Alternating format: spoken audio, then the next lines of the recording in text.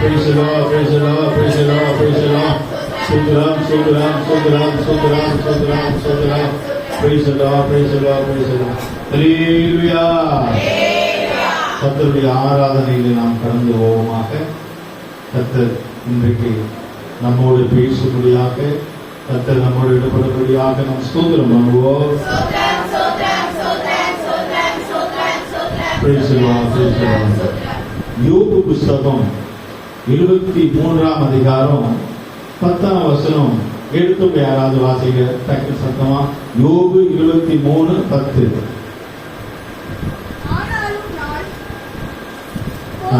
ஆனாலும் நான் போகும் வழியை அவர் அறிவார். அவர் என்னை சோதித்த பின் நான் பொன்னாக விளங்குவேன். ஹல்லேலூயா. இந்த வசனத்தில் சொல்லப்பட்டிருக்கு, ஆனாலும் நான் போகும் வழியை அவர் அறிவார். அவர் என்னை சோதித்த பின் நான் பொன்னாக விளங்குவேன் என்று ஆண்டவருடைய வார்த்தை யோபு புஸ்தகத்தில் சொல்லப்பட்டிருக்கு. அதை நீங்க குறிச்சிட்டு வீட்டில் போய் படிக்கலாம், தியானம் பண்ணலாம். இப்பொழுது கர்த்தருடைய வார்த்தைகளை நாம் கடந்து வருவோமாக. இங்கே யோபு சொன்ன வசனத்தில் 23:10 3 அனுபவங்கள் இருக்கு. நான் போகும் வழியை அவர் அறிவார். முதலாவதாக நான் போகும் வழியை அவர் கர்த்தர் அறிவார். இரண்டாவது, அவர் என்னை சோதித்த பின், அவர் என்னை சோதித்த பின், சோதிப்பார் நம்ம சோதித்த பின். இரண்டாவது. மூன்றாவது, பொன்னாக விளங்குவேன். பொன்னாக சொல்லப்படுவது என்னது? தங்கம், கோல்டு, பொன்னாக விளங்குவேன். ஃபர்ஸ்ட் நம்ம போற வழியை அவர் பார்க்கணும். ரெண்டாவது, அந்த வழியை பார்த்த பிற்பாடுதான் நமக்கு சோதனை வரும். சோதனையில ஜெயிக்கும் பொழுது நம்ம ஒரு தங்கமாக பொன்னாக மாறுவோம். ஹல்லேலூயா. நம்ம தங்கமாக மாறுவோம். தங்கம் சொல்லும் போது விஜயா சிஸ்டர் ஞாபகம். அவங்க வீட்டில் ஜபம் வச்சா, காலேஜ் பண்ணி வீட்டு ஜபம் கூட்டம் வைப்போம். அப்போ நம்ம பசங்க எல்லாம் பிள்ளைங்கள்லாம் பார்த்து கண்ணத்தை பிடிச்சி தங்கம் தங்கம் எல்லாருமே தங்கம் தங்கட்டு அப்படியே கொஞ்சுவாங்க. கர்த்தருக்கு ஸ்தோத்திரம். அப்போ சிலர் தங்கம் அப்படின்னு சொல்லி அப்படியே கொஞ்சுவாங்க. அதாவது தங்கம் அவ்வளவு மதிப்போம். தங்கம்னா ஸ்டீலை காட்டிலும், இரும்பை காட்டிலும், பித்தளை காட்டிலும், செம்பை காட்டிலும், வெள்ளியை காட்டிலும் அதுக்கு மேல ஒரு மதிப்பு தான் தங்கம். அப்ப தங்கம் தங்கம் சொல்லி சொல்லுவாங்க. ஓகேவா? சரி, அதை நாம மையம் பண்ணுவோம். இந்த 3 காரியங்கள். ஃபர்ஸ்ட் நம்ம போற வழியில ஆண்டவர் நம்மளை பார்ப்பாரு. அப்புறம் நமக்கு ஒரு சோதனை வருது. அந்த சோதனை ஜெயிக்கும் போது நம்ம தங்கமாய் விலை உயர்த்தப்பட்ட ஒரு பொருளாய் மாறும். ஓகேவா? இப்ப நம்ம வசனத்தை தியானம் பண்ணும். முதலாவதாக, நம் போகும் வழியை அவர் அறிவார். நம்ம எங்கே போறோம், எந்த இடத்துக்கு போகிறோம், எப்படி போகிறோம் என்பதை கர்த்தர் எல்லாம் பார்த்து கொண்டே நம்ம போகிற இடம் அது. நம்முடைய தாய் தகவல் சொல்லுவாங்க பிள்ளைகளை பார்த்து, நீ அங்க போகாத, நீ இங்க போகாத, நீ அந்த இடத்துக்கு போகாத என்று போதிப்பாங்க. இது தாய் தகவல் சொல்லுவாங்க. அதே போல ஒருவேளை நம்ம யாருக்கும் தெரியாம நம்ம போகிற இடம் சிசிடிவி கேமரால பார்க்கிறது போல கர்த்தர் மேலிருந்து நம்மள பார்த்து கொண்டே இருப்பார். நான் போகும் வழியே, போகும் வழியில நம்ம போகிற வழியில 2 வழி உண்டு. என்ன வழி தெரியுமா? ஒண்ணு இடுக்கமான வழி, இரண்டாவது விசாலமான வழி. இடுக்கமான வழி விசுவாசம், பரிசுத்தம், கஷ்டம், சிலுவை, சத்தியம், உபதேசம், ஜபம், வேத வாசிப்பு தான் இடுக்கமான வழி.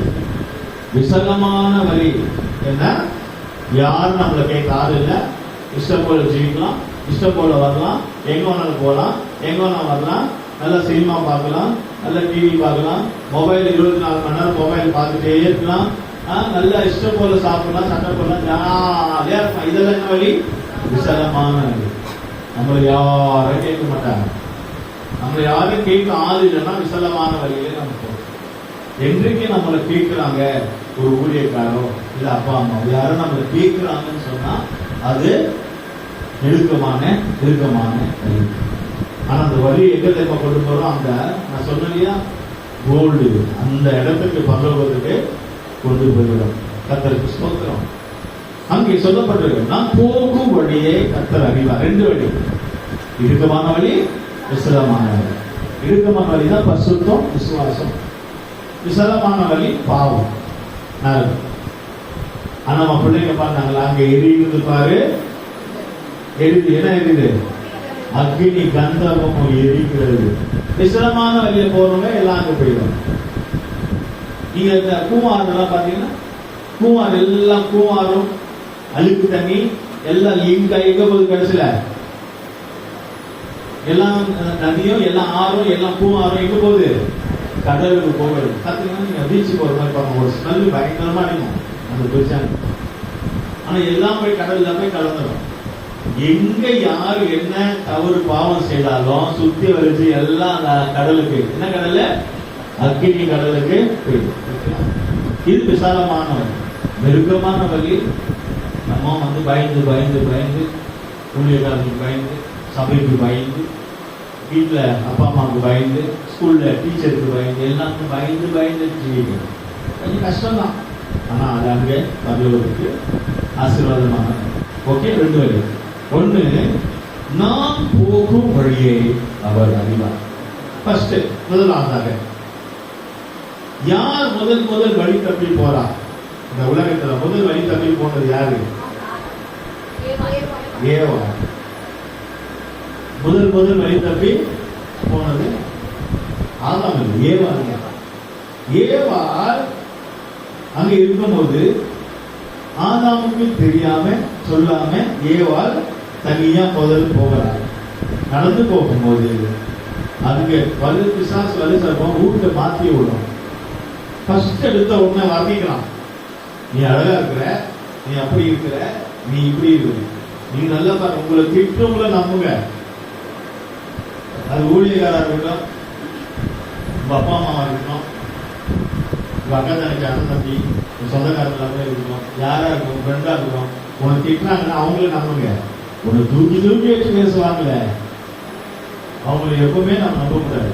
ஏன்னா பிசாசு அந்த மனுஷிய ஏவால எப்படி பேசினா, தூக்கி உயர்த்தி பேசினா, நீ அப்பா அழகா இருக்கிற, இன்னும் இதை சாப்பிட்டா இன்னும் நீ அழகாயிடுவ, இன்னும் அப்படி ஆயிடுவ, நீ இப்படி ஆயிடுவ, எல்லாம் தூக்கி வந்துச்சு பேசினான். கடைசியில அந்த ஏவாள் அவள் நல்லவதான், ஆனா தன்னை மறந்து வழி தப்பி தேவையில்லாத இடத்துக்கு அவள் போயிட்டார். கர்த்தருக்கு ஸ்தோத்திரம். அந்த ஏவாள் அந்த மனைவி எதை காட்டுகிறது? நான் மனவாட்டி சபை, நீங்களும் நானும் தான் ஏவாள். ஆதாம் அவ யாரை காட்டுகிறது? பிந்தின ஆதாம், முந்தின ஆதாம் இயேசு கிறிஸ்துவை காட்டுகிறது. இயேசு கிறிஸ்து இருக்கிற இடத்துல மனவாட்டி சபை இருந்துச்சுன்னா பிரச்சனையே இல்லை. ஆதாம் இருக்கிற இடத்துல மனைவி இருக்கணும்னா இல்லை. ஆதாம் கிட்ட சொல்லாம போயிட்டான். அப்ப ஏசப்பாவுக்கு தெரியாம சொல்லாம எந்த காரியத்தை நம்ம செய்தால் அங்க பிரச்சனை வந்துடும், அங்க தப்பு வந்துடும். ஆதாமுக்கு தெரியாம தான் அந்த ஏவாள் போனால் மனைவி ரூட்டு மாறிடுச்சு, லைன் மாறி போச்சுங்க. அப்ப அது போல ஆண்டவராக இயேசு கிறிஸ்து நம்முடைய மனவரனாக இருக்கும்போது மனவாட்டியாக நம்ம இயேசுக்கு தெரியாம ஏசப்பாவுக்கு சொல்லாம எந்த காரியமா இருந்தாலும் அது வழி மாறி. அதனால்தான் சில விசுவாசிகள் ஊழியக்காரங்க கிட்ட சொல்லி சொல்லி செய்வாங்க. திட்டுவாங்கன்னா கூட பாஸ்டர் தான் திட்டுவார், திட்டு போட்டுமே அப்படின்ட்டு ஊழியக்காரங்கிட்ட சொல்லி சொல்லி செய்வாங்க. சில விசுவாசிகள் சொல்லாம செய்வாங்க, ஆனா அதுல போய் மாட்டினாங்க. கடைசியில தெரிய வரும். அதனால்தான் பிள்ளைங்க கூட அப்பா அம்மாக்க சொல்லிட்டு போகும். அப்பா அம்மா திட்ட போறாங்க, இல்ல அடிக்க போறாங்க. நம்ம செய்து தப்ப மறிச்சு மறிச்சு மறிச்சு மறிச்சு அப்பா அம்மாவுக்கு மறிச்சு மறிச்சு வச்சா, ஊழியக்காரருக்கு மறிச்சு மறிச்சு வச்சா அது வழி மாறி மாறி மாறி அது ஆபத்துல கொண்டு போய். ஓகேங்களா? ஃபர்ஸ்ட் மூணு பேர் வழி தப்பி போறாது நம்ம நிறைய பேர் இருக்காங்க. 3 பேர், ஒண்ணு ஏவாள் என்று நாம் பார்த்தோம். 2வது பணத்துக்காக வழி தப்பி போறோம். பிள்ளையாம் ஒரு தேவ மனுஷன் தான், அவன் வந்து ஒரு ஆசீர்வதிப்பான் பணத்துக்காக. சொல்ல போனா ஒரு தீர்க்கதரிசி பணத்திற்காக இஸ்ரவேல் ஜனங்களுக்கு சாபம் போட முடியாது போவார். இஸ்ரவேல் ஜனங்களோட கர்த்தர் இருக்கிறார். ஆனா இவன் பணத்தை வாங்கிட்டு மாத்தி ஆசீர்வாதம் போட போகிறான். யாரு? பிழையாம். ஓகேவா? பணத்துக்காக தன்னுடைய வழியை தப்பி பணத்துக்காக பாருங்க. அந்த ஒரு ஊழியம் கொடுத்தாரு, பணத்துக்காக ஊழியம் செய்ய. நிறைய பேர் பாருங்க, தீர்க்க தரிசனம் சொல்றேன், அங்க சொல்றேன், அது சொல்றேன், இதை சொல்றேன். தீர்க்க தரிசனம் சொன்னா சொல்லிட்டு போ. அப்போ தீர்க்க தரிசிக்கிட்டு போகும்போது காணிக்கையோட தான் போகணும். நீ கொடுக்குற காணிக்கை பொறுத்துதான் தீர்க்க தரிசனம். சில இடத்துல நீ கொடுக்குற காணிக்கை பொறுத்துதான் தீர்க்க தரிசனமே. நிறைய கொடுத்தா நல்லா சொல்லுவாங்க, கம்மியா கொடுத்தீங்கன்னா உங்களுக்கு வந்து பயத்தகாது. பணத்துக்காக ஊழியர் செய்யறாங்க, பணத்துக்காக அப்படின்னா அவங்கள நம்ம பின்பற்றினாலும் நம்மளும் அந்த வழியில. ஒரு குருடன் எப்படி அடுத்த குருடனுக்கு வழிகாட்டுவான்? நான் குருடன், அடுத்த குருடனுக்கு வழிகாட்ட முடியுமா? 2 பேர் சேர்ந்து வருவாங்க, பள்ளத்துல விடுவாங்க. ஓகேங்களா? அப்ப அந்த மாதிரி இங்க பிழையாம் தெய்வனுடைய மனுஷன் பணத்துக்காக ரூட்டை மாத்துறான். சரி, ஊழியக்காரங்க இல்லாத இடத்துல விசுவாசிகளை கூட நினைக்கலாம். ஆராதனைக்கு வர நேரத்துல ரெடி ஆயிட்டோம்னு நினைச்சுங்களேன். யாராவது ஒருத்தர் போன் பண்ணி, நீ 10,000 ரூபாய் கேட்டியம்மா, 10 மணிக்கு தராங்க சரியா? 9 மணிக்கு ஆராதனைக்கு போனோமே வந்து வாங்கிட்டு போ. நம்ம என்ன பண்ணுவோம்? சரி, அந்த பணத்துக்காக சரி 10 மணிக்கு வாங்கிட்டு 10:15 சபைக்கு வந்து நான் நினைப்போம். ஆனா நம்ம கொடுக்குற ஆளு அவன் 11 மணிக்கு தான் வரும். கடைசியில் இருந்து பார்த்து சபையில அப்படியே கடைசி நேரத்துல வந்து என்ன காசுன்னா, இல்ல நான் உங்ககிட்ட கேட்டேன், இன்னும் கிடைக்கல. 11:30 மணிக்கு சொல்லுவான், நான் உனக்கு கண்டிப்பா சாயங்காலம் கொடுத்துறேன். அப்ப இவங்களுக்கு துக்கமா இருக்கும். சபையோ விட்டுட்டேன், ஆராதிக்கிறதையும் விட்டுட்டேன், காசும் கிடைக்கல. சரி, இதுவே இல்லாம அதுவே இல்லாம போச்சு. வழியில தடுமாறி பிள்ளையாம் வந்து பணத்துக்காக வாங்கிட்டு அவன் பாக்குற தேவனுடைய வழியில, ஆண்டவருடைய வழியில நடவாமல் அவன் இஷ்டம் போல நடக்கிறான். நம்ம சொந்த வழியில நம்ம நடக்கக்கூடாது. அபிஷேகம் பெற்றிருந்தாலும், கிருபை இருந்தாலும், பாட்டு பாடினாலும், பைபிள் படிச்சாலும், எந்த ஒரு ஊழியம் செய்தாலும், நீங்க பாதி பேர் ஊழியம் பண்றீங்க, எந்த ஒரு ஊழியம் செய்தாலும் நம்ம இஷ்டமாய் வழி தப்பி போக கூடாது. போனா பிள்ளையா போடும். போற வழியில யார் முன்ன தடை செய்தாரு? யாரு நின்று கழுதையில போறான்? தடை செய்தது யாரு? தேவதூதன் உருண்ட பட்டையோடு வந்து நிற்கிறான். போகாத என்னதான் அவனுக்கு தெரியல, கழுதைக்கு தெரியுது. கழுதைக்கு அவன் கழுதை மேல போனா கழுதைக்கு தெரியுது, அவனுக்கு தெரியுது. நிறைய பேருடைய நிலவரம் அப்படிதான். நம்ம பிள்ளைங்க கர்த்தருக்கு ஊழியம் செய்வாங்க, நம்ம ஒண்ணும் பண்ண மாட்டோம். நம்ம பிள்ளைங்களோட கர்த்தர் இருப்பாரு, நமக்கு அது தெரியாது. பிள்ளையம் போறான், அந்த கழுதைக்கு தெரியுது தேவதூதனை, ஆனா பிள்ளையாமுக்கு என்ன செய்யல தெரியல. அவன் பிடிக்கிறான். நிறைய நேரங்கள்ல பாருங்க, நம்ம பிள்ளைங்க கர்த்தரோட இருப்பாங்க, நம்ம பிள்ளைங்க கர்த்தரோட சத்தத்தை கேட்பாங்க, நம்ம பிள்ளைங்க கர்த்தருக்கு தெரிஞ்சிருப்பாங்க, ஆனா அது நமக்கு தெரியாது. எங்க நடந்துச்சு சபையில கூட, சாமுவேலோட கர்த்தர் பேசுறாரு. சாமுவேலே கர்த்தர் பேசுறாரு. அப்போ சாமுவேலு சின்ன பையன், குழந்தை. அப்போ அவங்க கேட்கிறான், அங்க ஏடி கிட்ட, ஐயா கர்த்தருடைய சத்தம் கேட்டேன், நீங்க கேட்டீங்களா? நான் கேட்கலப்பா, அது கர்த்தருடைய சத்தம் தான். நீங்க கூப்பிட்டீங்களா? நான் கூப்பிடலப்பா, கர்த்தர் தான் கூப்பிட்டாரு. அப்ப குழந்தையோட ஆண்டவர் பேசுறாரு, பெரியவங்க கூட இல்ல. அதை நீங்க விலகி கொள்ளலாம். உங்க பிள்ளைகளோட, உங்க பேர பிள்ளைகளோட கர்த்தர் பேசுவார். ஆனா உங்களோட பேசுறாரா? கழுதைக்கு தெரியுது தூதன் நிற்கிறாங்க, நீ போகாத அந்த இடத்துல. ஆனா பிள்ளையாவுக்கு தெரியும், அபிஷேகம் இருக்கு, வல்லமை இருக்கு, வரங்கள் இருக்கு, கிருபை இருக்கு, ஆனா அவங்களுக்கு தெரியல. அவங்க மெயின் டார்கெட் பணம். அங்க போயிட்ட பணம் வாங்கிடலாம். பணத்துக்காக தங்கள் வழியை மாறி போகிறான். நமக்கு கவனமா இருக்கு, பணம் தேவை, பணம் நமக்கு தேவை. ஆனா நம்ம எந்த வழியில போகிறோம் என்பதை தான் நம்ம அறிந்து கொள்ள வேண்டும். அடுத்ததாக மூன்றாவதாக பார்க்கும்போது இளைய குமாரன். ஒரு தகப்பனுக்கு 2 பிள்ளைங்க இருந்தாங்க. இளைய குமாரன் அந்த இளைய குமாரன் தகப்பனுடைய வழியை விட்டு சொந்த வழியில போய் இருக்கிறதெல்லாம் செலவு பண்ணி உலக பிரகாரமான ஆடம்பரமான ஜீவனம் ஜீவிச்சு கடைசியில் எல்லாம் நஷ்டப்பட்டு மீண்டும் திரும்பி வரலாம். நம்முடைய வாழ்க்கையில நிறைய பேருடைய வாழ்க்கையில கர்த்தர் நம்ம கொடுக்கும் போது நம்ம என்ன பண்றோம்? கர்த்தர் தான் கொடுக்குறாரு, ஆனா கர்த்தரையும் மறந்து விடுறோம்.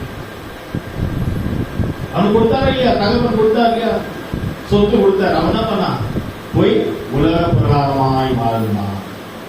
கர்த்தர் நம்ம கொடுக்கும் போது முதலாவது தேவனுடைய ராஜ்யத்தை தேடுங்கள், அப்பொழுது உங்களுக்கு எல்லாம் கூட்டி கொடுக்கணும்.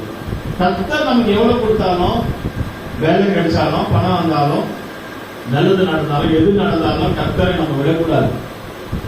அந்த இளையகுமாரன் கர்த்தரை விட்டு தகவலை விட்டு போனான், தப்பான வழியில போனான். தப்பான வழியில போகக்கூடாது. அவன் பணத்துக்காக போனான். போல இவ போனதுக்கு ஏவா போனது பணம் சாப்பிடுறதுக்காக, ஆனா இவன் பணத்துக்காக. இப்ப இவன் பணம் இருக்கு, ஆனா தப்பான வழியில போய் எல்லாத்திலையும் நஷ்டம். இஷ்டம் போல ட்ரெஸ் எடுத்துருப்பான், துணி போட்டிருப்பான், நாங்க வாங்கியிருப்பான், ஹோட்டலுக்கு போயிருப்பான், எல்லாம் ஜாலியா அனுபவிச்சு கடைசியில எல்லாம் காலியாச்சு. நமக்கு ஆண்டவர் எவ்வளவு கொடுத்தாலும் ஜெபம் பண்ணி தான் அதை செய்யணும். அதுதான் செய்யும். நான் விசுவாசியா இருக்கும்போது அப்படிதான் நிறைய பேர் அப்படிதான் செய்யறாங்க. அவங்களுக்கு சம்பளம் வந்த உடனே அவங்க என்ன செய்யறாங்க? அதுல ஃபர்ஸ்ட் பணமா கையில கிடைக்கும். ஜபம் பண்ணிட்டு தான் அந்த பணத்தை வீட்டுல செலவு பண்ணுவாங்க. அப்ப அந்த பணம் கடைசியில் நிற்கும், மாசம் கடைசியில். இப்ப எல்லாருக்கும் அக்கௌண்ட்ல போட்டுறாங்க சம்பளம், பணம் வந்து. அப்போ மொபைல்ல அக்கௌண்ட்ல கை வச்சு ஜெபிக்கிறாங்க அநேகர் வந்து விசுவாசிகள். அந்த மொபைல்ல அக்கௌண்ட்ல பணம் வந்தவொன்னு முதல்ல என்ன செய்யறாங்கன்னா ஜெபம் பண்றாங்க. அவங்களே ஜெபம் பண்றாங்க. ஜெபம் பண்ணி அடுத்தது ஆண்டவருக்கு எது கொடுக்குறதெல்லாம் கொடுத்துட்டு அதுக்கப்புறம் அவங்க காரியங்களை அவங்க செய்யறாங்க. அப்போ கடைசி வரைக்கும் இந்த மாதம் 30ஆம் தேதின்னு சொன்னா 30ஆம் தேதி வரைக்கும் ஒரு 500 ரூபாய் கையில் இருக்குது. நிறைய பேருடைய சாட்சிகள். ஆனா இளையகுமாரன் என்ன பண்ணான்? வந்தவங்க கார்ட் போட்டு செலவு பண்ணி இஷ்டம் போல செலவு பண்ணி எல்லாத்தையும் காலி பண்ணிட்டான். இப்போ சாப்பாடு கூட காசு இல்லாத போச்சு. கையில காசு இல்லை, என்ன பண்றதுன்னே தெரியல. ஐயோ, நம்ம அப்பா வீட்டுல இருந்துருக்காங்க, நம்ம வந்துட்டோம். அப்பா வீட்டுல எப்போதும் சந்தோஷம் தான், எப்போதும் ஆசீர்வாதம் தான். அப்பா வீடுனா எந்த வீடு? நம்ம அப்பா வீடு, ஏசப்பா வீடு, சபையில இருந்தால் எப்பவுமே காசு நம்ம கையில் இருக்கும். விசுவாசிக்கிறீங்க? வலையில சொல்லுங்க. சபைக்கு வருகிறவங்களுக்கு, சபையில இருக்கிறவங்களுக்கு எப்போதும் காசு கையில் இருக்கும், எப்பொழுதும் இருக்கும். ஏன்னா நம்ம யார் வீட்டுல இருக்கிறோம்? அப்பா வீட்டுல இருக்கிறோம். ஒரு 100 ரூபாய்க்கு இருக்குதுல்ல, அப்பா வீட்டுல இருக்கும். அப்பா வீட்டுல தான் நமக்கு எப்பொழுதும் இருக்கும். ஆனா அப்பா வீட்டை எப்ப வீட்டு வெளியே போறோமோ, அப்பா வீட்டுக்கு வராம இருக்கிறோமோ, அன்னைக்கு தான் கையில இருக்கிற காசெல்லாம் கிடையாது. ஆச்சா அப்படியே இளையகுமாரனுக்கு ஆச்சு. சாப்பாடு கூட கஷ்டமாயிடுச்சு. சாப்பாடே இல்லாம பன்றிக்கு வச்ச தவிர சாப்பிட ஆரம்பிக்கும். ஓகேங்களா? இது 3 காரியங்களை நம்ம பார்த்தோம். இவங்கெல்லாம் தப்பான வழியில போடுவோம். இப்ப அவங்க சொல்லப்பட்டிருக்கு, நான் போகும் வழியே அவர் கர்த்தர் அறிவார். இப்ப இவங்க 3 பேரும் தப்பான வழியில போனாங்களா? கஷ்டப்பட்டாங்க. சரி, நல்ல வழியில போனவங்கள பார்க்கலாமா? ஒரு 3 பேரை, நிறைய பேர் இருக்காங்க, நான் 3 பேர் மட்டும் சொல்றேன். நல்ல வழியில போனவங்கள நம்ம பார்க்கும்போது ஃபர்ஸ்ட் அங்க யோசேப்பு அவர் நல்ல வழியில போகிறான், உண்மையாய் போகிறான். சகோதரர்களை நேசித்து அவங்களுக்கு சாப்பாடு கொடுக்க போனான், சீக்கிரம் நிற்க போனான். ஆனா அவனை பலத்துல தலைமாறு. ஆனா அவன் நல்ல வழியில போனான், மற்றவங்களை நேசிக்க நல்ல வழியில போனான். தகப்பன் பேச்சை கேட்டு யோசேப்பு நல்ல வழியில போனான். அதே போல அந்த ஆபத்து கஷ்டத்துல பள்ளத்துல இருந்து அவனை தூக்கி விட்டார் ஆண்டவர். அவன் போத்திபால் வீட்டுல போனான், அங்கே நல்ல வழியாக இருந்தான். அங்க வீட்டு வேலைக்கு தான் போனான், அந்த நல்லா உண்மையாக இருந்தான். சிலர்லாம் வீட்டு வேலைக்கு போனாங்க, ஏதாவது வீட்டுக்கு வந்துடுவாங்க. கேள்விப்பட்டு ஒரு சிலர் சொல்லுவாங்க, நான் அங்க ஒரு நகை வச்சேன், அங்க ஒரு பொருளை வச்சேன், வேலை செய்ய எடுத்துட்டு போயிட்டாங்க, அந்த மாதிரி சொல்லுவாங்க. ஆனா யோசேப்பு அப்படி இல்லை. அவன் வீட்டு வேலைக்கு தான் போனான். போத்திபாலுடைய வீட்டுல அவன் உண்மையாய் இருந்து நல்ல வழியில நடந்தான். அதனால நேரம் வரும்போது கர்த்தர் உயர்த்தினார். அதே பிரச்சனை வந்துச்சு போத்தி ஒரு வீட்டுல ஒரு தப்பான வழியில ஒரு சான்ஸ் கிடைச்சது அவனுக்கு. வாலிப வயசுல தப்பாய் நடக்கிற ஒரு விஷயம் வந்துச்சு. அவன் பாவத்துக்கு விலகி அவன் ஓடினான். இன்றைக்கு வாலிபர்கள் மத்தியில பாவங்கள் இருக்கு. ஆண்கள் என்று சொன்னாலே போதை பொருள் இருக்கு, சாராயம் இருக்கு, இன்னும் போதையில பல போதைகள் வந்திருக்கு. அந்த மத்தியில தான் நம்மோட சபைக்கு வர ஆண்கள் இருக்காங்க. ஆண்கள் நீங்க அது தப்பிச்சுக்கணும். காலேஜுக்கு போகும்போது, வேலைக்கு போகும்போது, ஸ்கூல் போகும்போது வாலிப பிள்ளைங்க யோசித்த போல ஆம்பளை பிள்ளைங்க எல்லாம் செய்யணும், தப்பிச்சுக்கணும். அவங்கள பார்த்து போறீங்கன்னா நீங்களும் அதை மாட்டீங்க. அப்ப பொம்பளை பிள்ளைங்க சருகு அடிக்க மாட்டாங்க, போதை பொருளை அடிமா மாட்டாங்க. ஆனா பொம்பளை பிள்ளைங்க மாட்டிக்கொள்ற ஒரு விஷயம் இருக்கு, பாவத்துல சிக்கிக்கொள்ற ஒரு விஷயம். என்ன விஷயம்? மொபைல். தப்பான வழி பொம்பளை பிள்ளைங்க போக மாட்டாங்க, பயப்படுவாங்க. ஆனா தப்பான வழி போது ஒரே ஒரு வழி தான் மொபைல். இந்த மொபைல்ல போனாங்கன்னா எல்லாத்தையும் அவங்க அதுதான் ரூட் காட்டுது. மொபைல படிக்கிறதுக்கு வேலைக்கு யூஸ் பண்ண அது வேற. மொபைல சும்மா அப்படியே பார்த்துட்டே உட்காந்து வீட்டுல வேலை செய்வாங்க, எந்த செய்யப்பட்டாங்க அதை பார்த்து பார்த்து பார்த்து பார்த்து பார்த்து இப்ப மொபைல் பார்க்குற மாதிரியே இருக்கு. அதை பார்த்து பார்த்து பார்த்து பார்த்து பார்த்து அப்படியே என்ன செய்யறாங்க? பாவத்துக்குள்ள தப்பான வழியில தப்பா மாட்டிக்கிறாங்க. அதனால பாருங்க, நிறைய பேருக்கு அந்த மொபைல் இருக்கிறதுனால தான் நம்பர் கொடுத்துறாங்க, நம்பர் ஃப்ரெண்ட்ஸ் கொடுப்பாங்க. அப்படி அந்த நம்பர் மாறி மாறி மாறி மாறி கடைசியில் அது வந்து இன்ஸ்டாகிராம், பேஸ்புக், அங்க இங்க எதோ எங்கெங்கே போய் எதிலேயே மாட்டிப்பாங்க. ஆனா ஆண்டவர் கிருபையினால நம்முடைய சபையில இருக்கிற பிள்ளைகளை கர்த்தர் பாதுகாத்து இருக்கிறார். ஹல்லேலூயா. அது அந்த பிள்ளைங்க கூட சொல்றது, நீங்க அசாண்டர் கூட கவனமாக இருக்கணும். பிள்ளைங்க ஆம்பளை பிள்ளைங்க பொம்பளை பிள்ளைங்க யார மாதிரி யோசேப்பை போல பாவத்துக்கு தப்பி ஓடணும். ஐயோ எனக்கு வேண்டாம், ஐயோ இந்த ஆசை எனக்கு வேண்டாம், ஐயோ இந்த பொருள் எனக்கு வேண்டாம், இது வேண்டாம்னு சொல்லி யோசேப்பை போல தப்பி நல்ல வழியில போக வேண்டும். ஒன்று.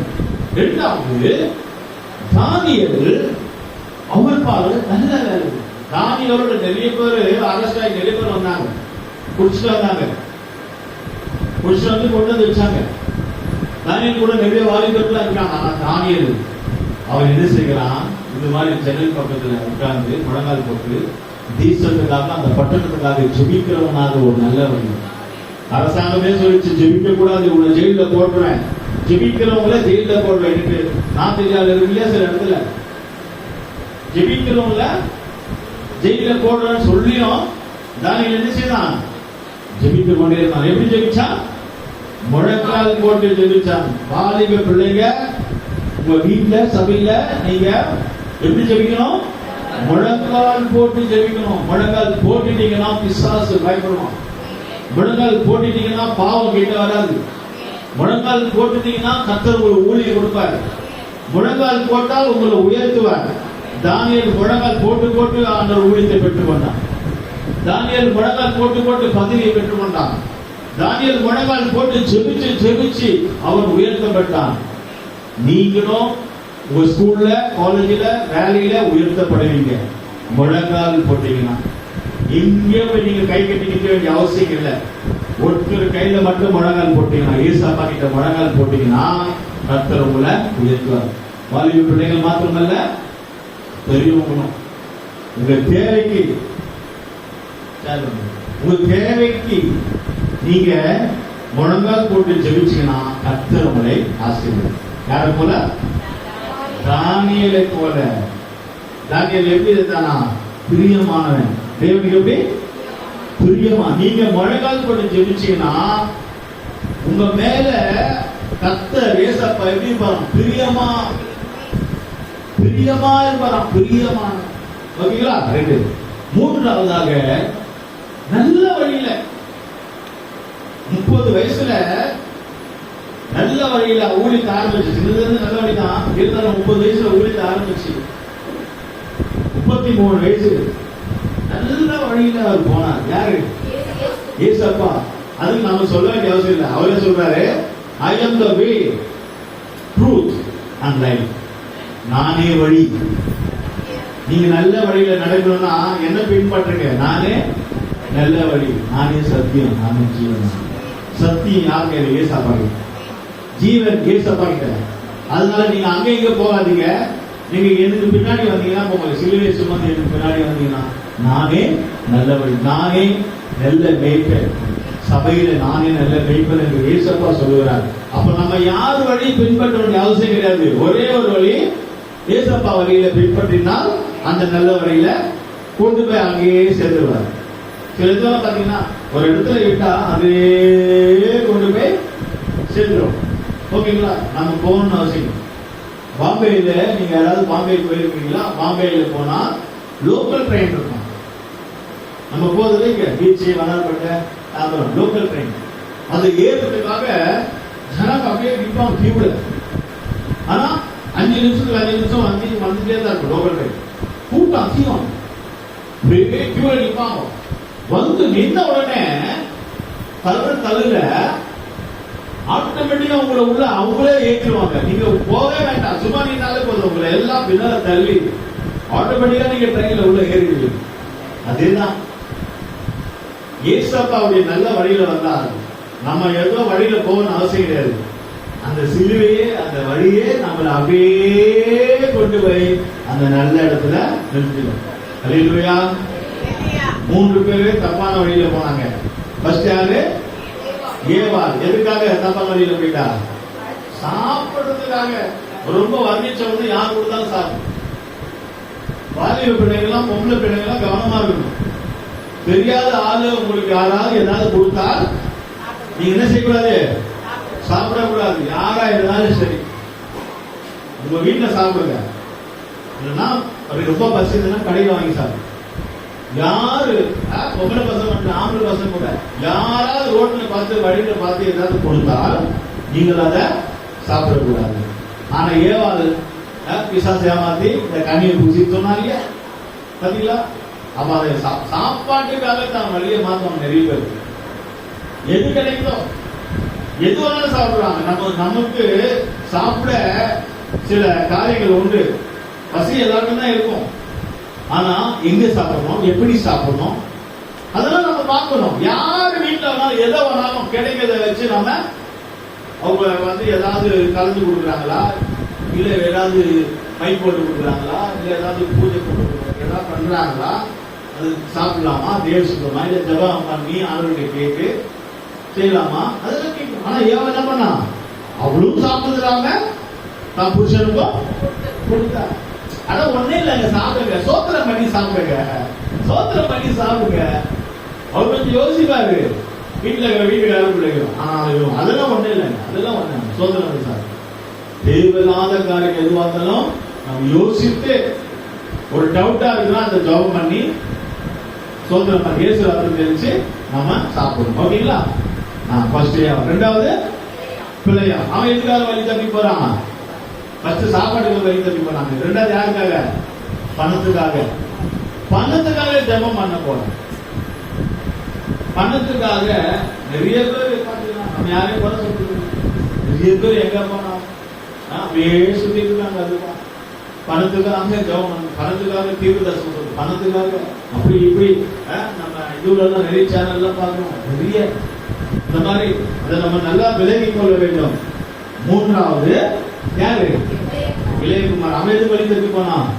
சிற்றின்பம். சிற்றின்பம்னா உலக ஆசை, உலக பாவம், பாவத்துக்காக உலக ஆசைக்காக சிற்றின்பத்துக்காக அவன் வழி தப்பி போனான். 3 நல்ல வழியில போகணும். 3 பேர் யாரு? யோசேப்பு நல்ல வழியில பாவத்தை விட்டு விலகி போனான். ரெண்டாவது தானியேல். அவன் ஜெபிக்கிறவனாக நல்ல வழியில இருந்தான். இந்த வழியில தான் நீங்க எல்லாம் வரணும், ஜெபிக்கிற வழியில வரணும். மூன்றாவது ஏசப்பா. எல்லாம் அவர் நல்ல வழியில வந்தார். அவர் சொன்னா அதே புரிஞ்சிடும் நம்ம பிரசனம். அதனால ஏசப்பா அவர் நல்ல வழியில, நானே வழியாக இருக்கிறேன். நம்ம எல்லாம் யாருடைய வழியில போனோம்? ஏசப்பா வழியில போனோம். அல்லேலூயா. கர்த்தருக்கு இது முதலாவது அனுபவம். நான் போகும் வழியே அவர். இப்ப ரெண்டாவதாக இந்த வழியில போனா தான் அடுத்த ஸ்டெப். டாக்டரா படிக்கணும்னா நீட் எக்ஸாம் போகணும் இல்லையா? அங்கேயே செக்கிங் இருக்கும் ஃபுல்லா. கொண்டை கூட போட முடியாதுங்க நீட் எக்ஸாம்ல. தெரியுமா? கேள்விப்பட்டிருக்கீங்களா? கொண்டை கூட போடக்கூடாது, ஜடை கூட போடக்கூடாது. ஜடையெல்லாம் பிச்சு, கொண்டையெல்லாம் பிச்சுவாங்க, கம்பெல்லாம் கைட்டுவாங்க, சைடெல்லாம் தாலியா இருந்தா கூட எடுத்துருவான். இல்ல புருஷன் கட்டின தாலின்னா அதெல்லாம் கிடையாது. தாலியை கட்டணும், கபுல கட்டணும், காலில் கொலுச கட்டணும், எதுவுமே கூடாது. தலையில ஏர் பெண்டு போடக்கூடாது, ரப்பர் போடக்கூடாது, கிளிப்பும் போடக்கூடாது. எல்லாம் தலையெல்லாம் வச்சுக்கிட்டு கையில எது மொபைலு எதுவுமே. சாதாரண ஒரு நீட் எக்ஸாமுக்கு இதெல்லாம் இந்த பரலோகத்துக்கு போனா எப்படி சொல்றோம் இல்லையா? போக முடியுமா? ஓகேவா? அதனால பாருங்க, தயார், நீட் எக்ஸாம் தயாராகணுமா. அது போல அங்க சொல்லப்பட்டிருக்கு, அவர் தயாராகி அவர்கள் போகணும். தானியேல் ஜெபம் பண்ணி நல்ல வழியில, இயேசு நல்ல வழியில் போனான்னு பார்த்தோம் ஃபர்ஸ்ட். ரெண்டாவது, அடுத்ததான் இப்ப அடுத்த ஸ்டெப்ல வரும். நீட் எக்ஸாம் முடிஞ்சுதான் இப்ப எம்பிபிஎஸ்க்கு படிக்கிறதுக்கு போகணும். அப்ப அது போல ஃபர்ஸ்ட் இந்த நல்ல வழியில வந்த பிற்பாடு தான் இப்போ சோதனையே வருது. சோதனை எல்லாருக்கும் வராது. நிறைய பேர் சபைக்காரங்க தப்பா புரிஞ்சுக்கிறாங்க. எங்க வீட்டு எதிர்க்க சர்ச்சுக்கே போறது இல்லைங்க, அவங்க நல்லா தானே இருக்காங்க. என் ஃப்ரெண்டு நல்லா இருக்காங்க, எங்க சொந்தக்காரங்க நல்லா தான் இருக்காங்க வசதியா. நான் சபைக்கு போய் கஷ்டப்படுறேன். சபைக்கு போகும்போதுதான் இங்க கஷ்டம். ஏசப்பா பிள்ளைங்களுக்கு தான் சோதனை வரும். உலகத்துல இருக்கிறவங்களுக்கு அவங்களுக்கு எது சோதனை? அவங்க தான் நேரா போய் சேருது அந்த கடல்ல. எல்லாம் ஆறும், எல்லா தண்ணியும் கடல்ல போய் சேருது இல்ல. அப்ப சோதனை யாருக்கு? சோதனை யாருக்கு வருது? இந்த வழிகள் எல்லாம் கடந்து தான் போக வழி அறிந்து நல்ல வழியில வரவங்களுக்கு தான் சோதனையே ஸ்டார்ட் ஆகுது. ஏசப்பா என்ன தப்பு பண்ணாரு? நல்லதான் இருந்தாரு, ஆனா சோதனை சிலுவை வந்துச்சு. அது மாதிரி தான் நீங்கள் யாரும் தப்பா விலகிக்க கூடாது. உங்களுக்கு சோதனை வருதுன்னா கர்த்தர் பக்கம் வந்துட்டீங்க. உங்களுக்கு சோதனை வருதுன்னா ஏசப்பா உங்களை நேசிக்கிறாரு அர்த்தம். அவங்க நல்லா இருக்காங்களா, இவங்க நல்லா இருக்காங்களா, அவங்க நல்லா தாங்க இருப்பாங்க. சோதனை வருகிறவன் தான் பாக்கியவான். ஓகேங்களா? படிக்கலாமா? சோதிக்கிறார். ரெண்டாவது என்ன? அவர் என்னை சோதிக்கிறார். ஃபர்ஸ்ட் யாரை சோதிக்கிறாரு? ஆபிரகாமை சோதித்தார். 25 வருஷம் ஆச்சு கல்யாணம் ஆகி. ஆபிரகாமுக்கு எத்தனை வருஷம் ஆச்சு? 25 வருஷம் கல்யாணம் ஆகி குழந்தை. கர்த்தர் ஜெபத்துக்கு கேட்டு ஒரு குழந்தையை கொடுத்தார். ஓகேங்களா? குழந்தை பிறந்து வளர்ந்து வரும்போது சந்தோஷமா ஜெபம் குறைஞ்சி போச்சு, எல்லாம் குறைஞ்சி போச்சு. ஏன்னா எனக்கு ஒரு புத்திரன் வந்துட்டாங்க. சந்தோஷமா இருக்கும் போது ஒரு சோதனை கொடுக்கிறாரு. யார் கொடுக்கு? ஆபிரகாமுக்கு. என்ன சோதனை கொடுத்தாரு? ஆபிரகாமே, உன் ஏக சுதன் ஆம்பளை பிள்ளை, அவன் தான் வாரிசு சொல்றிய, அந்த வாரிச, அந்த ஏக சுதன், அந்த ஆம்பளை பையனை ஈசாக்கு எனக்கு கொடுக்குறியா, பலி கொடுக்குறியா அப்படி சொல்லும் போது உடனே என்ன பண்ணிட்டாரு? ஆண் சொல்லி கடைசி வரைக்கும், அது நம்ம பார்த்தோம் கடந்த நாட்கள், கடைசி வரைக்கும் ஒரு போராட்டம். பலி செலுத்துகிற வேலையில கத்தி எடுத்துட்டான். கடைசி நேரத்துக்கு கூட ஆண்டவரை கேள்வி கேட்கல பாருங்க. நிறைய பேர் கேள்வி கேட்பாங்க, ஆண்டவர் எனக்கு என்ன செய்தார், ஆண்டவர் எனக்கு என்ன செய்தார். என்னங்க செய்யணும்? உயிரோட இருக்கிறதே பெரிய விஷயம். ஆண்டவர் எனக்கு என்ன செய்தார்னு இருக்கிறாங்க கேள்வி கேட்கறதுக்கு. அருமையானவர்கள், என்ன கேள்வி கேளுங்க, தப்பு இல்லை. அப்பா அம்மா கூட என்ன கேட்கலாம், யாரும் வீட்டுல கூட கேட்கலாம், ஊழியர்களோட கேட்கலாம். என்ன பாஸ்டர் இப்படியெல்லாம் கஷ்டம் வருது, பரவாயில்ல என்னோட கேள்வி. ஆனா கர்த்தரை கேள்வி கேட்கலாம். ஏன்னா நம்ம எனக்கு என்ன ஆண்டவர் செய்தார், என்ன செய்யணும்? உனக்காக உயிர் கொடுத்திருக்காரு, உனக்காக சிலுவையை சுமந்திருக்கிறாரு, உனக்காக எல்லாமே கொடுத்தாரு. இப்போ ஆண்டவர் அந்த சோதனைய நமக்கு வைக்கிறாரு. கர்த்தருக்கு சோதனை. ஆபிரகாமுக்கு என்ன சொல்றாரு? உன் ஏக சுதன், உன்னுடைய மகனை கொடுக்குறியா? அவனை சொன்னான், அம்மா பூர்வம் வெட்டாங்க. ஒரு செகண்ட்ல இப்போ வெட்ட போறான், கட்டி தூக்கிட்டான். ஆபிரகாமையும் கையில் கூட நான் உன்னை சோதித்தேன், நீ கர்த்தருக்கு பயப்படுகிறாயா என்று கர்த்தர் வந்து செக் பண்ணிட்டே இருக்கிறார். நம்ம கர்த்தருக்கு பயப்படுறோமா? சோதிக்கிறார். கர்த்தருக்கு ஸ்தோத்திரம். அருமையானவர்களே, நமக்கு நீங்க எல்லாம் பாருங்க, கர்த்தர் நமக்கு வசதிகளை பணம் கொடுப்பாரு. பணம் கொடுக்கும் போது கர்த்தருக்கு உற்சாகத்தோட காணிக்க கொடுக்கும். ஆனா திடீர்னு பணம் நமக்கு குறைவாகும், நிறைய செலவு வாங்குறோம். அந்த நேரத்தில் கடமாகும். ஏற்கனவே நமக்கு செலவு இருக்க, ஏற்கனவே நம்ம பணம் கொடுக்கணுமே, ஏற்கனவே நம்ம கிட்ட இருக்க, நான் என்ன பண்ண போறேன், அது மத்தியில ஒரு காணிக்கை கொடுக்கணுமா, அது மத்தியில தசமமா கொடுக்கணுமான்னு நமக்கு ஒரு போராட்டம் வந்துடும். பணம் இருக்கும் போது கொடுப்போம், ஆனால் நிறைய செலவு பணம் இல்லாத நேரத்தில் நமக்குன்னா ஒரு போராட்டம். அந்த சோதனை மத்தியில நம்ம ஆபிரகாமை போல மனப்பூர்வமா செய்கிறோமே, அங்கதான் ஆண்டவர் பார்க்கிறார் நம்ம. அல்லேலூயா. அப்ப சோதனை சகிக்கிறவன் பாக்கியவான், அவன் உத்தமன் என்று விளங்கின பிற்பாடு வாக்குத்தத்தம் பண்ணப்பட்ட ஜீவ கிரீடத்தை, வைர கிரீடத்தை, தங்க கிரீடத்தை கொடுக்கிறார். அப்போ சோதனையை கொடுத்து அந்த சோதனையில மாட்டிக்கொள்ள விட மாட்டார். சோதனையிலிருந்து தப்பிக்கொள்ள ஒரு வழி ஆயுதம் பண்ணுவார். அல்லேலூயா. கர்த்தருக்கு ஸ்தோத்திரம். சோதனை வருதுன்னா நீங்க அது தப்பா நினைக்க வேண்டும். அதுக்கேற்ற கிருபை ஆண்டவர் தருவார். அதுக்கேற்ற கிருபையை தருவார். அப்ப சோதனை, சிலருக்கு வெள்ளை ட்ரெஸ் போடுறது சோதனை தான். கொஞ்சம் வெள்ளை ட்ரெஸ் போட்டு யாரும் கேட்பாங்க. ஆனா இப்ப வெள்ளை ட்ரெஸ் ஃபேஷன். நீங்க அரசியல் மீட்டிங்ல பாருங்க, எல்லாரும் ஒயிட் வராங்க. இன்னும் சோதனை போடுறது சோதனை இல்ல, ட்ரெஸ் போட்டு துவைக்கிறது யாரு, அதுதான் சோதனை. ட்ரெஸ் போடணும், மற்ற ட்ரெஸ் வாஷிங் மிஷின்ல போட்டுலாமே. ஆனா அந்த ட்ரெஸ் போட்டு தேய் அந்த மனுஷன் காதல் அழுக்கு படிச்சு போடுவார்.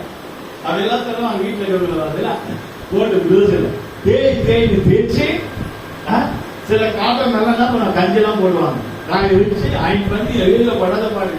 அது போக ஏதாவது ஒரு போட்டு போலாம், கலர் ஏதோ ஒரு ட்ரெஸ், கலர் ட்ரெஸ் போட்டு போனா தப்பா? தப்பு இல்ல. கலர் ட்ரெஸ் வரல ஆறாது, தப்பு இல்ல. ஆனா அது ஒரு சோதனை தானே. கலர் ட்ரெஸ் போடுறதே ஒரு சோதனை இல்லையா? அப்போ இதெல்லாம் துவைச்சு அயன் பண்ணி இதெல்லாம் பிரஷ் போட்டு அடிக்கணும். அப்போ வெள்ளிக்கிழமையே சிலர்லாம் ரெடி பண்ணுவாங்க, சனிக்கிழமை நைட் ரெடி பண்ணி வச்சுப்பாங்க. அப்போ சோதனைன்னு சொன்னால் இதெல்லாம் சோதனை தான், எல்லாமே சோதனை. ஓகேங்களா? கர்த்தருக்கு ஸ்தோத்திரம். ஆபிரகாமுக்கு சோதனை வந்துச்சு, வரும். ஆனா ஆபிரகாம் உயர்த்தப்பட்டார். இரண்டாவதாக நம்ம பார்க்கிறோம், சாத்ராக், மேஷாக், ஆபேத்நேகோ 3 பேர் பார்க்கிறோம். 3 வாலிபர்களுக்கு சோதனை வந்துச்சு. தேவனை ஆராதிக்க கூடாது அப்படின்னு சொன்னாங்க. அவங்க சொன்னாங்க, இல்ல நாங்க தேவனை ஆராதிக்கிறோம். ஆண்டவரை பத்தி பேசக்கூடாது, இல்ல நாங்க இயேசுவை பத்தி பேசுவோம். ஆண்டவர் இயேசுவை கர்த்தரை பத்தி பேசுவோம். அப்ப அந்த ராஜா 3 பேர் பிடிச்சி எங்க போட்டாங்க? நெருப்புல போட்டாங்க. அக்கினி சூளையில 3 பேர் போட்டாங்க. சோதனை வந்துச்சா? வந்துச்சு. இப்போ சோதனை நெருப்புல போட்டாங்க. இப்ப சோதனை சாதனையா மாறி யாருக்கு வந்துச்சு? சோதனை யாருக்கு சாதனையா மாறிச்சு? சோதனை யாருக்கு வந்துச்சு? 3 பேருக்கு சோதனையா நெருப்புல போட்டாங்க. அது சாதனையா இவங்களுக்கு மாறிடுச்சு. ஆனா இப்ப சோதனை வந்தது யாருக்கு? போட்டவங்களுக்கு. கரெக்ட். நெருப்புல 3 பேர் போட்டாங்கல்ல சோதனைக்கு, அவங்க பயந்தான் ஆண்டவரை நினைச்சு இறங்கினாங்க நெருப்புல. ஆனா அவங்க இப்ப சாதனை பண்றாங்க. 3 பேரை போட்டு 4 பேரை சுத்தி நெருப்பிலே ரவுண்ட் அடிக்கிறாங்க. நெருப்பிலே ரவுண்ட் அடிச்சு சோதனையை சாதனை பண்ணாங்க. ஓகேங்களா? வாழ்க்கையில சாதனை பண்ணணும்னா சோதனை வழியா போனாதானே, சோதனை வழியா போனாதானே வாழ்க்கையில சாதனை பண்ண முடியும். ஆனால் சோதிச்சாங்க பாத்தீங்களா? யாரால இடர்கள் வருகிறது, யாரால சோதனை வருகிறது, அவங்களுக்கு ஐயோ இவங்க இருந்துட்டு போய் நெருப்புல போட்டாங்கல்ல, போட்டவங்க சுத்துறாங்க உள்ள நெருப்புக்குள்ள, இருந்துட்டு போய் போட்டாங்கல்ல, நெருப்பு அவங்கள பிடிச்சிக்கிச்சு. கையில நெருப்பு அவங்கள பிடிச்சிக்கிச்சு. கத்துறாங்க, ஐயோ போட்டவங்க நெருப்புல தள்ள போனாங்க பாரு. யாராவது நம்மளை தள்ளி விடணும், யாராவது நம்மளை பழி வாங்கணும், யாராவது நமக்கு விரோதமா எழுப்பி நம்ம கிரியை செய்யணும், அவங்களுக்கு தான் ஆபத்து, நமக்கு இல்ல. எத்தனை பேர் நம்புறீங்க? அல்லேலூயா.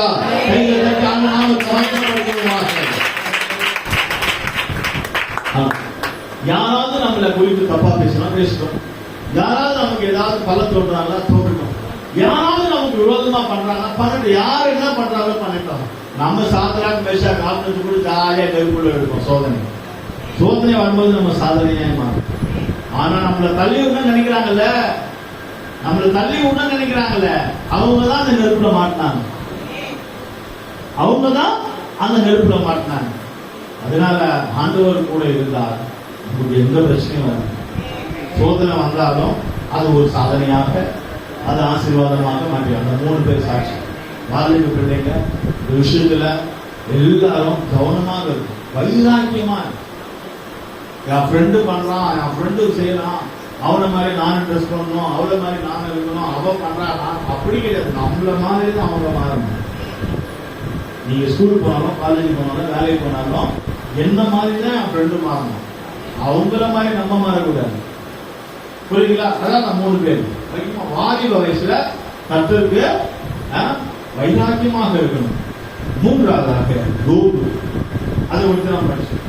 யோபு பாருங்க, சோதனை வந்துச்சு. யோபு சோதிச்சாரா?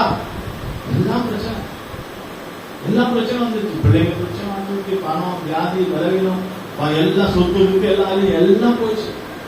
மனைவியை தவிர, யோபுக்கு மனைவியை தவிர எல்லாம் சோதிக்கும். ஆனால் அவன் உத்தமத்துல உண்மையாக சொல்லி முடிச்சிருச்சு. சொல்லிட்டே இருந்தான். சொல்லியும் போது சோதனை பண்ணிட்டு இருப்பான். ஒருவேளை நமக்கு தூக்கம் வரலையா, சோதனை பண்ணுங்க.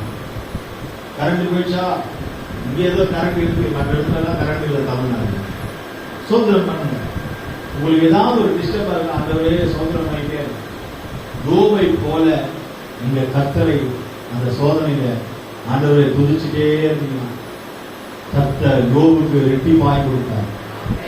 மீண்டுமாக அவங்களுக்கு எல்லா பிள்ளைகளை கொடுத்தார்.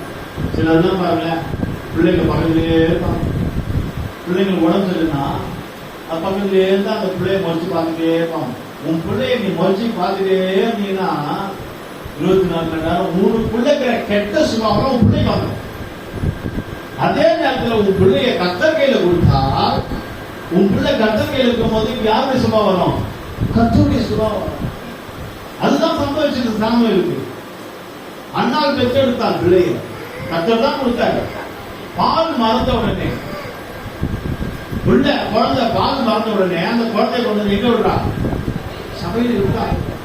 இப்போ சாமுவேலுக்கு அப்பா அம்மா சுபாவம் வந்துச்சா, கர்த்தருடைய சுபாவம் வந்துச்சா? கர்த்தருடைய சுபாவம் வந்து அவன் பெரிய தீர்க்கதரிசியா மாறினான். சாமுவேல் வரலாறு படித்தார். இப்போ அம்மா மடியில வச்சுக்கிட்டு குழந்தை பால் மறைஞ்சிச்சு. பால் மறந்து 4 வயசு ஆயிடுச்சு. இன்னும் மடியில ஸ்கூலுக்கு அனுப்புறது இல்லை. ஐயோ ஸ்கூல்ல போனா என் பிள்ளை கஷ்டம். இன்னும் மடியில ஆயிடுச்சு. 8 வயசு ஆயிடுச்சு, 10 வயசு ஆயிடுச்சு, 15 வயசு ஆயிடுச்சு. அப்ப நம்ம அந்த பிள்ளைய மடியில வைக்க நம்மளால மடிதான் வலிக்கும், கால் தான் வலிக்கும். ஏன்னா பிள்ளை வளர இப்போ அப்பா அம்மாவுடைய அந்த ஃபுல் கேரக்டர் டோட்டலா பிள்ளைக்கு வந்துடும். ஏசப்பாவுடைய சுபாவம் கண்டிப்பா வராது. ஏன்னா அது எங்க இருக்கு? தாய் தகப்பனுடைய. அதனால்தான் நிறைய பேர் சொல்றாங்க, ஐயோ அவன் அம்மா மாதிரி இருக்கு பாரு, அவன் அப்பா மாதிரி இருக்கு. ஏன்னா ஞானஸ்தானம் எடுக்கும் போது எல்லாம் மாறுது. ஆனா அதே சுபாவம், அதே லைன்ல.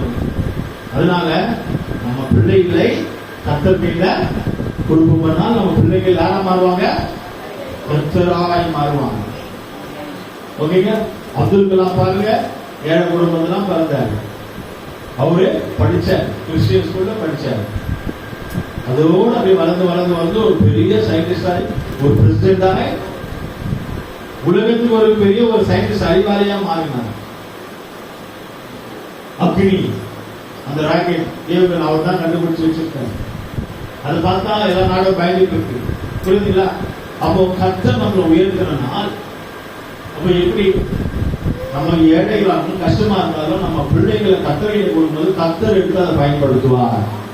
அல்லேலூயா. அதனால என்ன பண்ண, கர்த்தர் கையில கொடுத்தாலும் கர்த்தர். அப்ப நம்ம பிள்ளைங்களே பார்க்க கூடாது. வீட்லயே சிலர் கிச்சனை விட்டு வரமாட்டாங்க. வீட்டுல வெளியே எப்ப பார்த்தாலும் இந்த கிச்சனுக்குள்ளவே இருப்பாங்க. சபைக்கு வரமாட்டாங்க, சபத்துக்கு வரமாட்டாங்க, பைபிள் படிக்க மாட்டாங்க, கிச்சனுக்குள்ளவே இருப்பாங்க. ஒரு நாள் நீ கிச்சனுக்கு போக முடியாத சூழ்நிலை வரும். எல்லாத்துக்கும் நடக்கிற சம்பவம். அதனால நம்ம கிச்சன்லயே இருக்கக்கூடாது, பிள்ளைகளே இருக்கக்கூடாது, குடும்பங்கள் எல்லாமே நம்ம ஆராதிக்கிறது நம்ம என்ன செய்யக்கூடாது? கூடாது. ஓகேங்களா? அப்போ அவங்க சொல்லப்பட்டிருக்கிற யோபு சோதனை வந்துச்சா இல்லையா யோபுக்கு? ஆனால் கர்த்தரை துதித்துக் கொண்டே இருக்கார். எந்த நல்லது கெட்டதா வந்தாலும் கர்த்தர் என்ன செய்யணும்? ஸ்தோத்திரம். கர்த்தர் கொடுத்தா ஸ்தோத்திரம், கர்த்தர் எடுத்தா ஸ்தோத்திரம். அடுத்து கர்த்தர் கொடுப்பார், கர்த்தர் கொடுப்பார். நீங்க விசுவாசமா இருந்தீங்கன்னா கர்த்தர் கொடுப்பார். ஓகேங்களா? இந்த 3 காரியங்கள் சோதி. இப்ப அடுத்த தங்கத்துக்கு வரும். இந்த சோதனையில ஜெயிச்ச பிற்பாடு யோபு சொல்றாரு, நான் பொன்னாக விளங்குவேன். பொன்னாக விளங்குவேன். இது எதை காட்டு? தங்கம். தங்க வயல் எங்க இருக்கு? பெங்களூர்ல இருக்கு இல்லையா? கேஜிஎஃப் தங்க வயல், பூமியில தங்கம் எடுக்கிறாங்க. இப்ப ஆந்திராவில் கண்டுபிடிச்சிருக்காங்க. ஆந்திரால பூமியில தங்கம் இருக்குன்னு கண்டுபிடிச்சிருக்காங்க. வேலை ஸ்டார்ட் பண்ணிருக்காங்க. ஆந்திராவில் பூமியில இருந்து தங்கம் எடுக்க போறாங்க. கர்த்தருக்கு ஸ்தோத்திரம். அருமையானவர்களே, ஆண்டவர் தங்கத்தை பரலோகத்தில் மாத்திரமல்ல நம்ம வாழ்கிற இடம் பூமியிலேயே வச்சிருக்கிறோம். தங்கம் எப்படி இருக்கு பாத்துக்கிறீங்களா? நீங்க நம்ம கடையில வாங்குறது பார்க்கணும். நீங்க தங்கம் எடுக்கிறாங்க மண்ணுல இருந்து, பூமியில இருந்து, எப்படி இருக்கு தெரியுமா? தங்கம் ஒண்ணு தங்கம் கலர்ல கோல்டு அப்படி இருக்காது, கருப்பா தான் இருக்கும். கலந்து தருவோம் ஒரு மாதிரி செம்மம் கலந்து. அந்த தங்கத்தை எடுத்து அதை நசுக்கி உடைச்சி அரிச்சு அதை நெருப்புல போட்டு எரிய வச்சு கொதிக்க வச்சு அந்த கோல்டு தனியா பிரிச்சு மண்ணை தனியா பிரிச்சு எல்லாத்தையும் தனித்தனியா பிரிப்பாங்க. பிரிச்சு அதுக்கப்புறம் அந்த கோல்டை உருவாக்கி அதுக்கப்புறம் அந்த கோல்டை எடுத்து கட்டியா செய்து கட்டியில பாலிஷ் கொடுத்து தக தக தக தக தகன்னு இந்த தங்கத்தை மாற்றுவாங்க. இதுதான் எப்படி இந்த தங்கம் எப்படியா மாறிச்சு? இப்போ எதுல போட்டு எரிச்சாங்க? இப்போ நெருப்புல சோதனை இல்லாம சோதிக்காம அழகான ஒரு வளையல் செய்ய முடியாது. அந்த கடையில கூட பெரிய கடை ஜிஆர்டி இருக்கு, அங்க போய் தங்கம் கொடுத்தா அந்த தங்கத்தை கட்டி எடுத்து என்ன பண்ணுவான்? உருக்குவான். அழகான வளையல் செய்வான், அழகான கம்பல் செய்வான், அழகான ரிங் செய்வான். இந்த அழக வடிவம் கொடுக்கிறது எப்படி? நெருப்புல போட்டு சுட்டரிப்பான். அப்ப இந்த தங்கம் வந்து நீ என்ன நெருப்புல போட்டு சுட்டு இருக்கீங்க? என்னை எவ்வளவு பேர் கனப்படுத்துறாங்க, என்ன கழுத்துல மாட்டிருக்காங்க, கழுத்துல போட்டுருக்காங்க, என்ன முக்கியமான பீரோக்குள்ள வச்சிருக்காங்க, எவ்வளவு பேர் என்ன கனப்படுத்துறாங்க, நீ என்ன நெருப்புல போடுற சொல்லவா? சொன்னா அதோட மகிமை வேலைக்கு. அந்த நெருப்புல போட்டு சுட்டு எரிக்கும் போதுதான் அது உருகி மெல்டாயி அழகான ஒரு தங்கமாய் மாறுகிறது. அது போலதான் கர்த்தருடைய வீட்டுல இருக்கும் போது நம்ம கஷ்டம், சோதனை, பிரச்சனை, போராட்டம் எல்லாத்தையும் மத்தியில விடாம ஆண்டவர் மாத்திரம் பிடிச்சால் நல்ல வழியில நடந்து கர்த்தருடைய வழியில நடந்து சோதனை சகிக்கும் போது உத்தமன் என்று வாக்குத்தத்தம் பண்ணப்பட்ட ஜீவ கிரீட தங்க கிரீடத்தை தேவன் தடுத்த கையில தட்டி ஆண்டவருக்கு மாத்திரம். எத்தனை பேருக்கு தங்கமாய் மாறணும்? சும்மா வாயில சொல்ல தங்கமே தங்கமே. எத்தனை பேர் தங்கமா உண்மையாவே தங்கமாய் மாறணும்? எழுதுங்க. கர்த்தருடைய வீட்டுல 4 பாத்திரம் இருக்கு.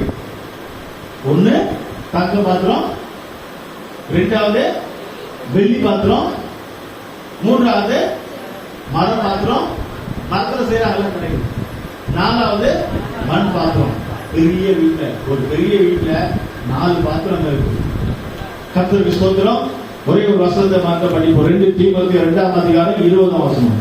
2 தீமோத்தேயு 2ஆம் அதிகாரம் 20ஆம் வசனம். எடுத்தவங்க சத்தமா படிங்க.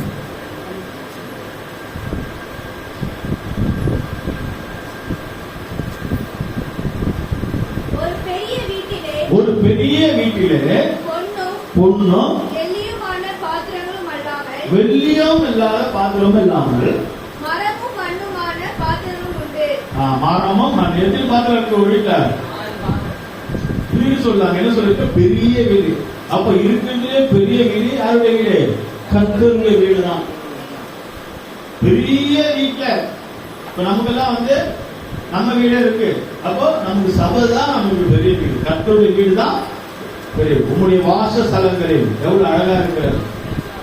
எப்போதும் துதித்து கொண்டே இருப்பேன். கர்த்தரை துதிக்கிற வீடு. ஒரு பெரிய வீட்டுல இப்போ 4 பாத்திரம் இருக்கு, 4 கூட்டத்தார். நம்ம கூட சபைக்கு வரவங்க எல்லாம் வந்து அவங்கள இவங்களை பார்க்க கூடாது. ஒவ்வொருத்தரும் ஒவ்வொரு தேவைக்கு இருப்பாங்க. சபைக்கு வரவங்க எல்லாம் ஒரே மாதிரி இருக்க மாட்டாங்க. ஒரு வீட்டுல 4 பிள்ளைங்க இருந்தா 4 ஒண்ணா இருக்காது, ஒன்னு ஒரு மாதிரி இருக்கும். சபையில கூட 4 விதமா இருப்பாங்க. அப்ப அது போல இங்க ஒரு பெரிய வீடு, கர்த்தருடைய வீட்டுல 4 விதமா இருக்காங்க. ஃபர்ஸ்ட் முதல்ல அங்க என்ன சொல்லப்பட்டிருக்கு? பொன் பாத்திரம். பொன் பாத்திரம் நான் சுத்த பொன்னாக மாறுவேன். அப்போ எப்படி பொன் பாத்திரமா நம்ம இருக்க முடியும்? அது எங்க இருக்கும்? வெளியேறு பெற்ற இடத்துல வச்சிருக்கோம். சாமான் தொலைகிற இடத்துல அது சாமான் அது இருக்குமா? இல்ல. அந்த பொன் பாத்திரம் ஒரு முக்கியமான இடத்துல இருக்கும். பொன் பாத்திரத்தை இங்க தங்கத்தை பொன் பாத்திரத்தை பார்த்துருக்கீங்களா? தங்க தட்டு பார்த்துருக்கீங்களா? தங்க கிண்ணம் பார்த்துருக்கீங்களா? தங்கத்துல சாப்பிட்டு இருக்கிறீங்களா? அல்லேலூயா. யாரும் தங்கத்துல சாப்பிடுவீங்க? சீக்கிரம் ஆர்டர் கொடுக்க போறாருங்க. நம்ம நடக்கிறது தங்கம், படிக்கிறது எல்லாமே தங்கம் தான். கிடைக்குமா? நிச்சயம். நம்ம கொடுக்காம யாரு கொடுப்பாரு? நம்ம கொடுக்காம யாரு கொடுப்பாரு? ஒரு பெரிய வீட்டுல தங்க பாத்திரம்னா என்ன? தங்க தட்டு, தங்க கிண்ணம், தங்க கிளாஸ், தங்கம். தங்கத்திலே குடிக்கலாம், தங்கத்திலே சாப்பிடலாம்.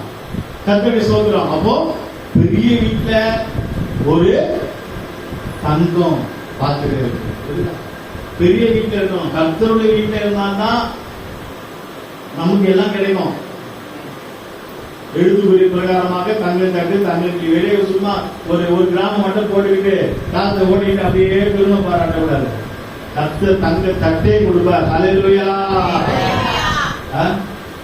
விசுவாசத்தால் தேவனுடைய மகிமையை காண்பார். அப்போ பெரிய வீட்டுல தங்க பாத்திரம் அந்த காலத்துல இருந்தாங்க. ராஜாக்கள் அனுபவிச்சாங்கல்ல, ராஜாக்கள் கொடுத்தாங்க இல்லையா? அப்ப தங்க பாத்திரம்னா எவ்வளவு விலை மதிப்பு மேன்மை. அருமையானவர்களே, கர்த்தருடைய வீட்டுல தங்க பாத்திரத்தை போல சிலர் இருப்பாங்க. அவங்க மதிப்பா இருப்பாங்க. அப்ப நம்ம பார்த்து அவங்கள பார்த்து என்ன செய்யணும்னா, இவங்க மட்டும் எப்படி இருப்பாங்க சபையில இருக்காங்க. அவங்க ஆண்டவர் அவங்கள தங்கமா வச்சிருக்கிறாரு. அல்லேலூயா. நீங்களும் தங்கமா மாறுங்க. நீங்க அவங்க எங்களை பார்க்காதீங்க. நானும் தங்கமாய் மாறுவேன். ஆண்டவருடைய வீட்டுல நானும் தங்க பாத்திரமாய் மாறுவேன். கர்த்தருக்கு ஸ்தோத்திரம். நமக்கு நேரம் ஆனதுனால நான் இன்னும் விலக போறேன். நிறைய இருக்கு. ஒரு தங்க பாத்திரம் எல்லா இடத்துல இருக்காதுங்க. முக்கியமான இடத்துல தான் வீட்டுல வைப்பாங்க. அந்த தங்க பாத்திரத்துக்கு ஒரு மதிப்பு உண்டு. தங்க பாத்திரமா இருந்தால் சபையில கர்த்தர் உங்களை மதிப்பாய் மேன்மையாய் வைப்பார். ஓகேங்களா? தங்க பாத்திரத்துக்கு எப்பொழுதும் நீங்க தங்க பாத்திரமா தான் உங்களுக்கு எல்லாரும் சோதனம் பண்ணுவாங்க. உங்களை கையெடுத்து கும்பிடுவாங்க. உங்களை ஆண்டவர் மகிமையா வச்சிருப்பார். உங்களுக்கு எப்போதும் மதிப்பு இருக்கும். உங்களுக்கு எப்போதும் சபையில மரியாதை இருக்கும். ஓகேவா? தங்க பாத்திரமா இருந்தார். ரெண்டாவது வெள்ளி பாத்திரம். தங்கத்துக்கு கீழே கொஞ்சம் குறையும். வெள்ளி பாத்திரம் ஆனா இதுவும் சைனிங்கா தான் இருக்கும். இதுவும் பார்க்க அழகா இருக்கும். வெள்ளி. அப்ப இது பாத்திரம், இதுவும் பாத்திரம் தான் சொல்லி கொலுசு சொல்ல. நிறைய பேர் காலில் கொலுசு போட்டுருவோம். வெள்ளி அது போட்டு வந்து ஃபர்ஸ்ட் நம்ம பண்ணிருக்கோம். ஒரு அப்படியே சந்தோஷமா அப்படி நடந்து கேட்பாங்க. ஒரு மாசம் ஆன உடனே கொஞ்சம் நடந்து காட்டு வேலை இல்லை. போர் அடி. வெள்ளி கொலுசு தான் போடுவாங்க. வெள்ளி கிளாஸ்ல பால் குடிச்சிருக்கீங்களா? வெள்ளி தட்டுல சாப்பிட்டு இருக்கிறீங்களா? அல்லேலூயா. இதை பொறுத்துதான் நினைக்கிற சத்தமே வரல. வெள்ளி தட்டு வேணுமா? வெள்ளி கிளாஸ் வேணுமா? இப்ப சொல்லுங்க வேணும். அல்லேலூயா. வருது, அப்படி சத்தம் வருது. அப்போ வெள்ளி பாத்திரம் கர்த்தருடைய வீட்டுல, அந்த பெரிய வீட்டுல இருக்குங்க. கர்த்தரே கொடுக்கிறாரு. வெள்ளி பாத்திரத்தை கொடுக்கிறாரு. வெள்ளி பாத்திரத்தை கொடுக்கிறாரு. வெள்ளி இல்ல. கர்த்தருக்கு ஸ்தோத்திரம். அருமையானவர்களே, இது கர்த்தருடைய பொருள். வெள்ளி யாருடைய பொருள்? கர்த்தருடைய பொருள். ஓகேங்களா? இந்த வெள்ளி எதை காட்டுகிறது தெரியுமா? சமாதானத்தை காட்டுகிறது. தங்கம் எதை காட்டுகிறது? விசுவாசத்தை காட்டுகிறது. நீ விசுவாசமா இருந்தால் தங்க பாத்திரத்தில் கர்த்தர் தங்க பாத்திரமா மாற்றுவார். நீ சமாதானமா இருந்தால் கர்த்தர் உனக்கு வெள்ளி பாத்திரமா வச்சிருப்பார். சமாதானம். சாலமோன் காலத்துல சமாதானம் இருந்துச்சு. அதான் வெள்ளி வெளியா வந்துச்சு. கிலோ கணக்குல வெள்ளி வந்துச்சு. அவன் ஏதோ சொல்ற வெள்ளி ஒரு கடாயோ ஒரு கொலுசோ போடல, கிலோ கணக்குல வச்சிருந்தான் வெள்ளிய. அப்போ சமாதானம் இருந்த அப்படின்னால நம்ம வீட்டுல சமாதானம் இருந்துச்சுன்னா நம்ம வீட்டுல வெள்ளி வந்து சேரும்.